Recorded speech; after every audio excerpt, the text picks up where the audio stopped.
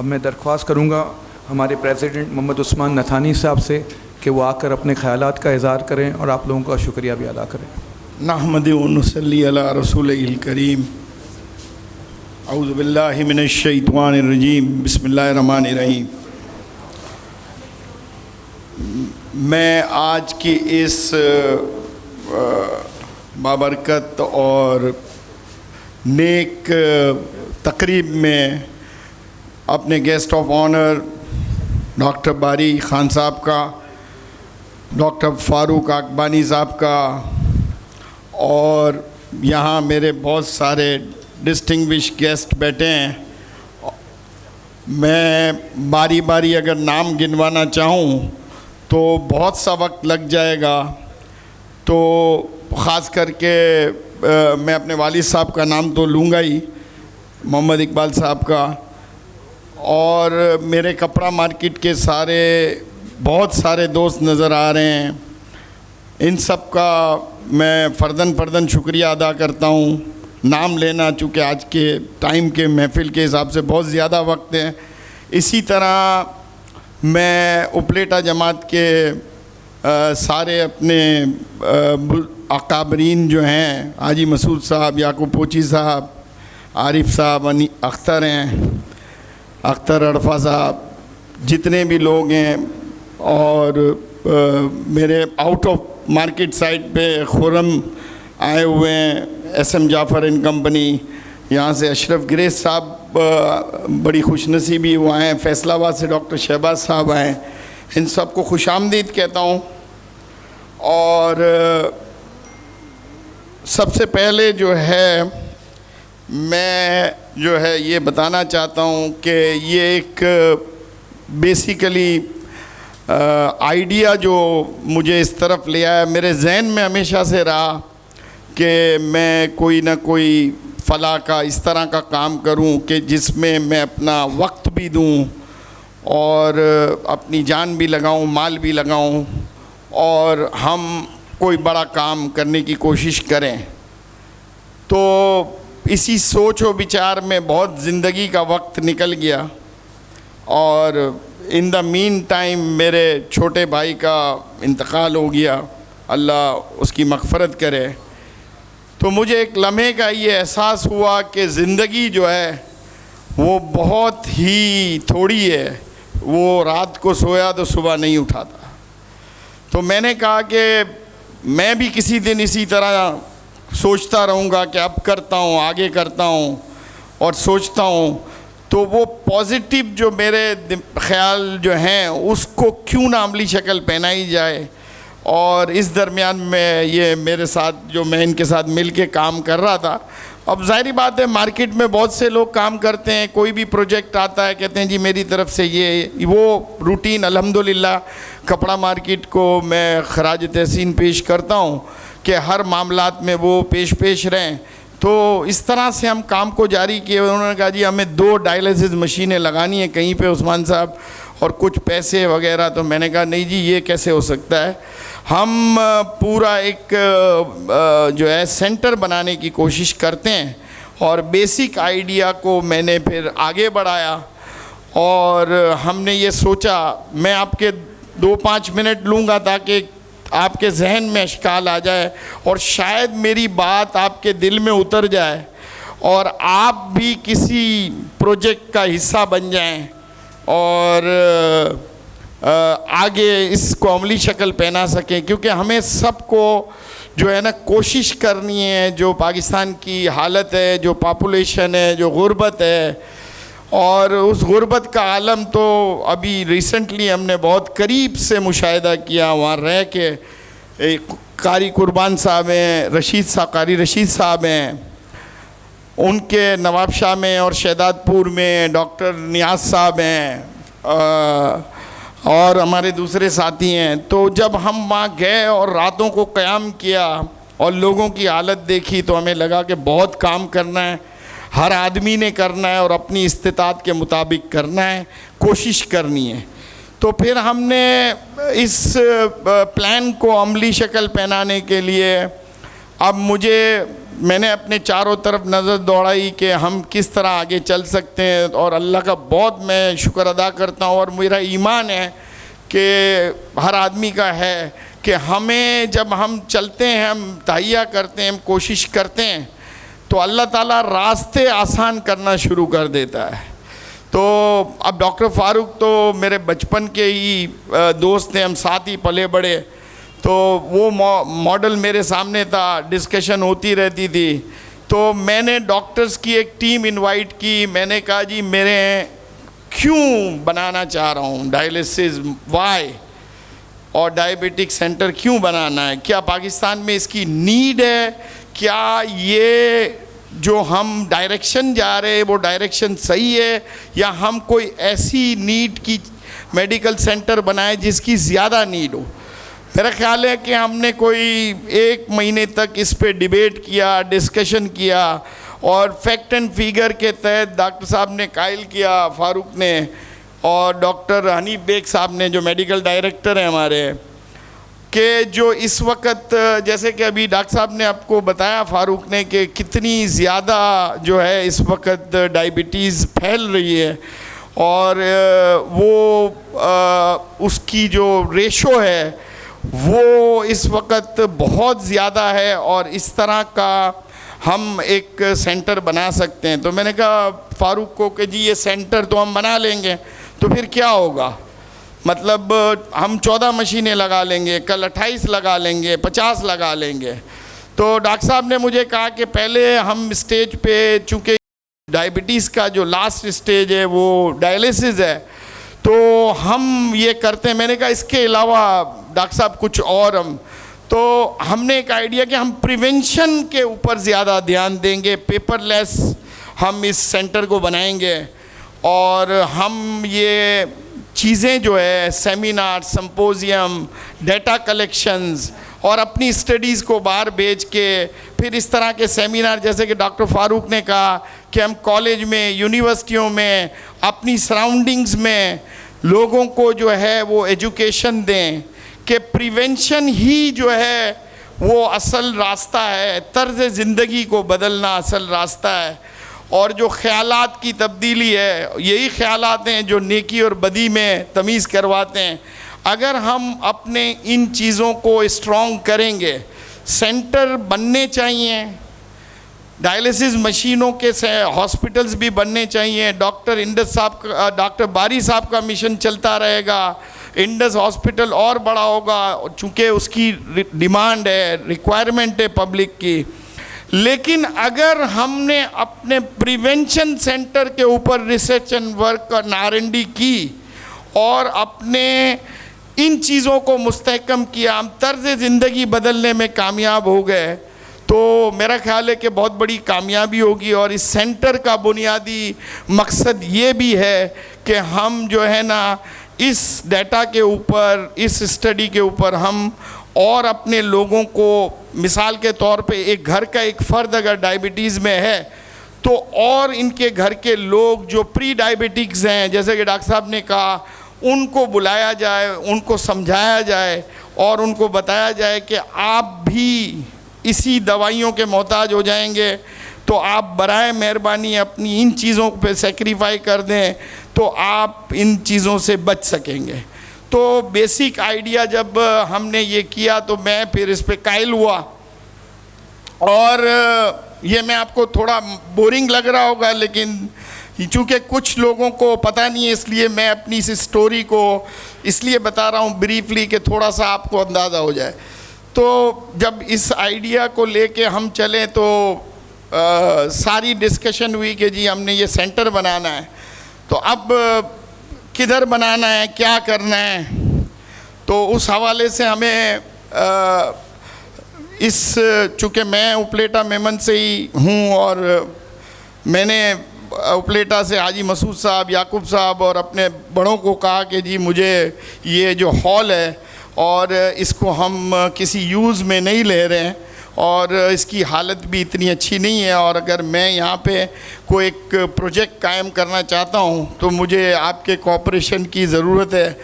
तो उन्होंने मुझे भरपूर साथ दिया, और उन्होंने कहा जी ठीक है, हम आपको 3 साल के लिए रेंट भी नहीं लेते हैं और आप इसको अपने काम को प्रोसीड करें और इसको बढ़ाएं। तो अल्हम्दुलिल्लाह अल्हम्दुलिल्लाह ये दोनों चीज़ें तय करते हुए मंजिल की सफ़र की तरफ हम राग़िब हुए। और जो इसमें हमें प्रॉब्लम्स आए ओल्ड कंस्ट्रक्शन के हिसाब से कि जी ये बहुत ही थिक पॉपुलेटेड एरिया और फिर ये बिल्डिंग और सारा, तो वो एक अलग स्टोरी है। लेकिन अल्लाह ताला ने जब आप नीयत कर लेते हैं किसी भी नेकी के काम की, तो मैंने अपनी ज़िंदगी का ये प्रोजेक्ट किया, ये मेरा पायलट प्रोजेक्ट है, मेरा नोमान का और बुरी का। और अल्हम्दुलिल्लाह हमने मतलब इस प्रोजेक्ट पे दिन रात मेहनत की। 2 साल लग गए, 1 साल का टारगेट था और 2 साल की इस मेहनत में हम इसकी ये शक्ल निकालने में कामयाब हुए। फिर एक सवाल आया कि जी आप इतना अच्छा क्यों बना रहे हैं और इतना ये दे रहे हैं। तो मैंने कहा कि यार जब वेलफेयर का काम करते हैं तो उसमें भी एक खूबसूरती होनी चाहिए और अल्लाह को खूबसूरती बहुत पसंद है, तो अब बंदों को भी होनी चाहिए। हम जब अपना घर बनाते हैं, जब अपनी दुकान बनाते हैं, अपनी फैक्ट्री बनाते हैं, तो हम उस पर स्टेट ऑफ द आर्ट चीज़ें लगाते हैं, खूबसूरत से खूबसूरत चीज़ें लगाते हैं। तो मैंने कहा डॉक्टर साहब कि क्यों ना हम इसको भी इसी आइडिया पे रहें। तो मैंने इस आइडिया को अपने लोगों के ताउन से, कपड़ा मार्केट के ताउन से, डोनर से मैं इसमें कामयाब हुआ, क्योंकि इस सेंटर को इससे कम लागत में भी बनाया जा सकता था। लेकिन चूंकि ये सेंटर्स हॉस्पिटल्स जो बनाए जाते हैं वो उनका एक विज़न होता है कि आप एक 25-50 साल की प्लानिंग से बनाएं और एक पायलट प्रोजेक्ट में कामयाबी हासिल करने के बाद खिदमत का रास्ता बहुत बड़ा है और जो है आप थक जाएं लेकिन टीमें आती जाएंगी और लोग करते चले जाएंगे, सफ़र इंशाल्लाह जारी रहेगा। तो फिर इसके बाद जो है हमने अल्हम्दुलिल्लाह इसको अच्छा इंटीरियर और फैसिलिटेशन जदीद करने की पूरी कोशिश की है। तमाम मेजर्स का ख्याल रखा है, तमाम हमने इसमें सिस्टम्स दिए हैं। हमने पेपरलेस इकॉनमी, अपना पेपरलेस इन्वायरमेंट की तरफ गए हैं। हम इस पे कोशिश कर रहे हैं कि सारे जो भी फायर अलार्म, फायर डिस्टिंग्विशर और इसके सारे जो हॉस्पिटल के हवाले से बहुत टेक्निकल था, मेरे लिए बड़ा टेक्निकल ये सब्जेक्ट था, लेकिन डॉक्टर अनीब बेग साहब और डॉक्टर फ़ारूक साहब और मेरी टीम सब ने मिल के अल्हम्दुलिल्लाह हमने इस काम को आगे बढ़ाया और 95% ये कंप्लीट है। और इंशाल्लाह ये 1 हफ़्ते में मैं इसकी क्लीनिंग कर लूँगा और मे बी नेक्स्ट मंडे हम यहाँ पहला पेशेंट रजिस्टर्ड कर लें इंशाल्लाह आप लोगों के ताउन से। अच्छा जी, अब थोड़ा सा फाइनेंशियल के हवाले से मैं आपको अपडेट कर दूं, ये बताना बहुत ज़रूरी है। मेरे तमाम जो डोनर हैं कपड़ा मार्केट से और मुख्तलिफ़ जगहों से, कि जो इसकी कॉस्ट इस वक्त मुझे आई है वो तकरीबन 10 करोड़ के करीब जो है ये सेंटर की cost with machine equipped and everything है। और अल्हम्दुलिल्लाह मैं ये समझता हूँ कि 75% जो है वो हम इस टारगेट को अचीव करने में कामयाब हो गए हैं और रिमेनिंग 25% के करीब हमारे फ़ंड शॉर्ट हैं। तो उस तरफ भी मतलब आप अगर चाहें तो उसको किसी भी शक्ल में आप हमें डोनेट कर सकते हैं। दूसरा सवाल कि जी अगर हम इसको चलाते हैं फुल स्विंग, हमारा जो मॉड्यूल है वो डायबिटीज़ का मॉड्यूल जो है वो मेमन डायबिटिक सेंटर से की तरह है और उसमें ये है कि फ्री 8 से लेके 2 बजे तक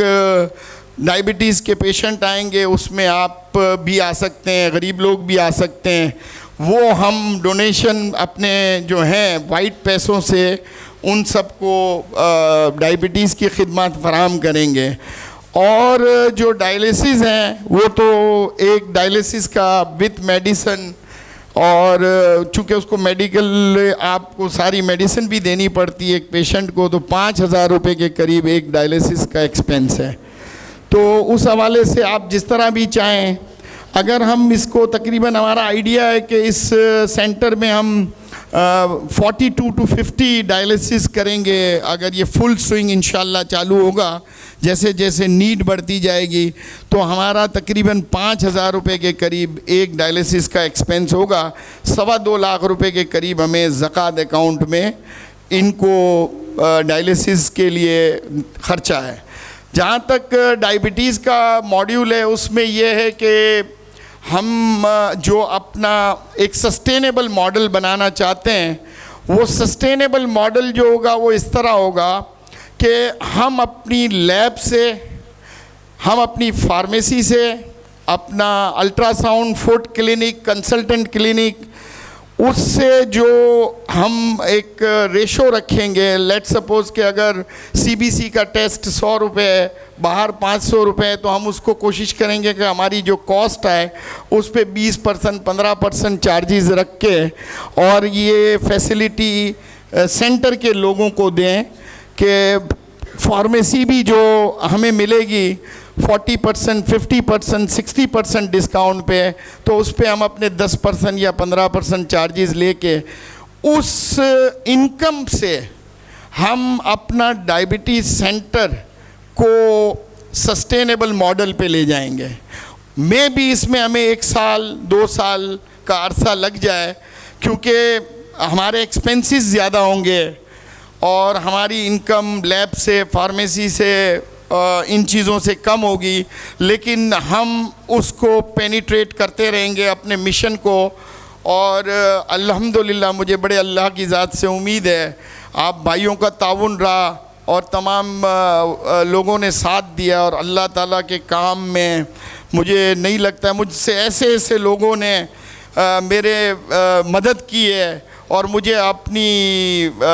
एश्योरेंस दिलाई है कि मैं समझता था, मैं हैरान था कि ज़िंदगी का ये पहलू तो मैंने देखा ही नहीं है। यानी मैं ये समझता नहीं था कि ये कोई इस तरह के काम में इतनी खामोशी से और इतनी मतलब राजदारी से पैसे देना लोगों का, और ये कहना कि जी मेरा नाम नहीं है। और मैं समझता हूँ कि हकीकी सदका भी वही है, हकीकी अल्लाह को पसंद भी वही है। मैं आप सबके लिए, हमारे लिए मैं ये दुआ करूँगा कि अल्लाह ताला हमको रियाकारी से, मुनाफिकत से, सब चीज़ों से बचाए, क्योंकि ये नेकी को खा जाता है। और आप ये समझें कि मुझे ऐसे ऐसे लोगों ने मदद की और मेरे को मदद के वादे हैं कि मेरा हौसला बढ़ गया और मैं बर्क रफ्तारी से, यानी दिन रात किसी भी काम, कोई भी मशीन, कोई भी चीज़ में मैं रुका नहीं हूँ। कहीं पे भी मुझे ये प्रॉब्लम नहीं है, जो मेरे ज़ाती पैसों के अलावा भी मुझे कोई ज़रूरत पड़ती रही है, मैंने अपनी ताकत भी लगाई है। ऐसा नहीं है कि मैं डोनेशन से ही चल रहा है सारा काम। तो अल्हम्दुलिल्लाह अल्हम्दुलिल्लाह मैं ये कहूँगा कि जो है वो बहुत ज़्यादा लोगों ने मेरा साथ दिया और अल्हम्दुलिल्लाह ये सफ़र जो है वो अब अल्लाह ने चाहा तो अब इसका सबसे बड़ा मरहला जो आ रहा है वो इसको रन करने का मरहला है। और मैं बड़ा पुरुमीद हूँ, मुझे बड़ी गाइड है, मेरी टीम से मुझे बड़ी उम्मीद है कि मैं एक ऐसा प्रोफेशनल सेटअप हो और एक ऑटो पे काम चलता हो, जैसे बड़े इदारे चलते हैं, इंडस चलता है, आगा खान चलता है, कि उसमें हम अपने बुनियादी जो बिज़नेस मेंटालिटी है या उस तरह की चीज़ें हैं वो आड़े ना आएँ और ये सेंटर एक मिसाली सेंटर बने। और इसका दूसरा ख्वाब जो है वो प्रिवेंशन का। मैं बार बार ये कहता हूँ कि मेरा टारगेट जो है, और डॉक्टर फ़ारूक ने भी बताया, उसी पे हम रहेंगे और हम आपको कुछ नया करके दिखाने की कोशिश करेंगे। और वो ये होगा कि हम एक एजुकेशन के प्रोग्राम को चलाएं, एक सेमिनार्स चलाएं, डेटा इकट्ठा करें, उनको ईमेल करें, सोशल मीडिया का यूज़ करें और लोगों को जो प्री डायबिटिक पेशेंट्स हैं उनको डायबिटिक बनने से रोक सकें, तो इस हवाले से जो मैं आपको बता दूं कि लीड जो डायलिसिस के हवाले से भी थोड़ा सा बता दूं कि अल्हम्दुलिल्लाह हमें यूके से बहुत बड़े नेफ्रोलॉजिस्ट हैं, इनकी सीवी मेरे पास है, और वो हमारे करीबी दोस्त हैं डॉक्टर मंसूर साहब, उनका पैगाम भी दे दूं। उन्होंने ये कहा है कि एज ए लीड कंसल्टेंट जो है वो मैं बिल्कुल आपकी लीड करूंगा, और इस सारी स्टडी को जो यूके से है, जो डायलिसिस के हवाले से है, मैं उसको लीड करूंगा और आपको सारी चीज़ें गाइड भी करूंगा, और जो भी नई स्टडीज़ इसको आपको अपडेट करूंगा। तो ये तो मैंने आपको अल्हम्दुलिल्लाह टाइम अभी भी है, क्योंकि मैंने अपना प्रोग्राम शुरू कर दिया था, डॉक्टर साहब आ गए थे तो हमने 10-15 मिनट पहले शुरू कर दिया था। अब थोड़ा सा मैं आपको 2-3 मिनट अल मैसरा के हवाले से, ट्रस्ट के हवाले से आपको अपडेट कर दूं।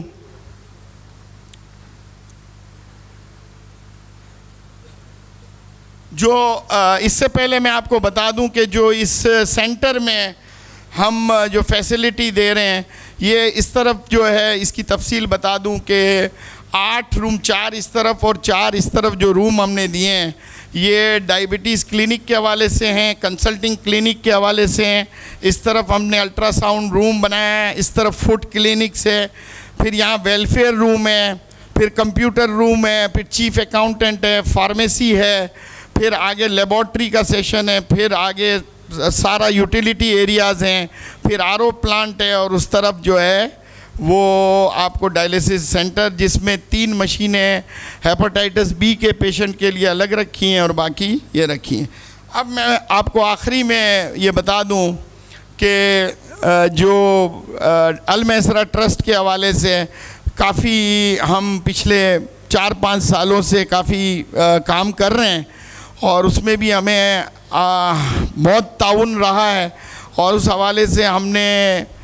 जो काम किए हैं वो आप लोगों के सामने भी हैं। जावेद भूरी साहब हमारे मीडिया इंचार्ज बताते रहते हैं कि ये चीज़ें चाहिए, और इधर हम काम कर रहे हैं। और अल्हम्दुलिल्लाह वहाँ पे हमने एजुकेशन के हवाले से, फूड प्रोग्राम के हवाले से, कपड़ों के हवाले से, राशन के हवाले से जो काम किया है वो आपके सामने है। और अब हमारा नेक्स्ट फोकस जो मेरा है वो है टेक्निकल एजुकेशन की तरफ लोगों को लाना, और मैं इंशाल्लाह कोशिश करूँगा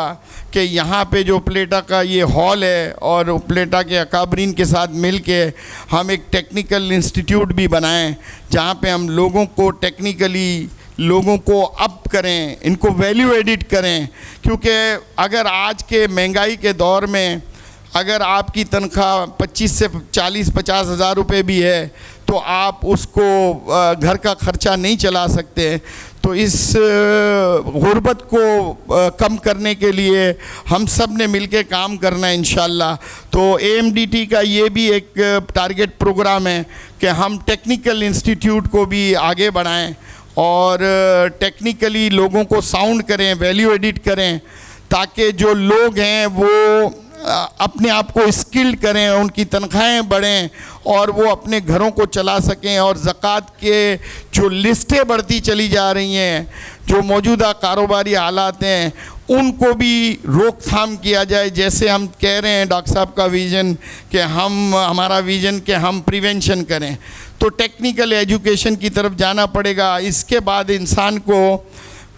इलाज के बाद भूख, और भूख के बाद क्या करेगा इंसान? अब क्या है हमारे पास टारगेट? मैं समझता हूँ कि एजुकेशन है। हमने फिर हमारी टीम को बड़ा करने की ज़रूरत है। मेरे साथ लोग मिलें, मेरे ट्रस्टी बने। और मैं आपको ये भी आज बता दूं अल्हम्दुलिल्लाह के जो हमारे जावेद खानानी साहब जो हमारे साथ शामिल रहे हैं, वो आज बाकायदा तौर पे हमारे ट्रस्टी बन गए हैं। और मैं खुशामदीद कहूँगा, और मैं और लोगों को भी खुशामदीद कहूँगा कि हमारी टीम का हिस्सा बने। सिर्फ माली मदद काफ़ी नहीं है। जो अपनी फील्ड में यूथ ख़ास करके मैं यूथ को कहूँगा, मेरा पैगाम है, मेरा रिक्वेस्ट है इनसे कि अपनी तवानाइयाँ, अपनी चीज़ें, अपनी आईटीज़, अपनी एक्सपर्टीज़ हमारे साथ शेयर करें, AMDT के साथ शेयर करें, ताकि हम जो है अपने आप को और बेहतर कर सकें, लोगों को स्किल कर सकें और इस काम को, खिदमत के काम को, फलाह इंसानियत के काम को हम आगे बढ़ा सकें। मैंने अपनी आपका बहुत कीमती वक्त लिया, मैं माज़रत ख़्वाह हूँ कि आपको इतना सुनना पड़ा मुझे। तो इसके साथ ही मैं आप सबके लिए दुआ गो हूँ कि आपको अल्लाह जज़ाए खैर दे और इंशाअल्लाह जो है हम अपने मिशन को और आगे बढ़ा सकें। Thank you very much. आपकी राय नीचे कमेंट करके ज़रूर बताएं और अगर ये वीडियो आपको अच्छा लगा हो तो इस वीडियो को लाइक और अपने दोस्तों के साथ शेयर करना मत भूलना। और अगर अभी तक आपने हमारे चैनल को सब्सक्राइब नहीं किया है तो सब्सक्राइब करके नोटिफिकेशन बेल को ऑन कर दीजिए।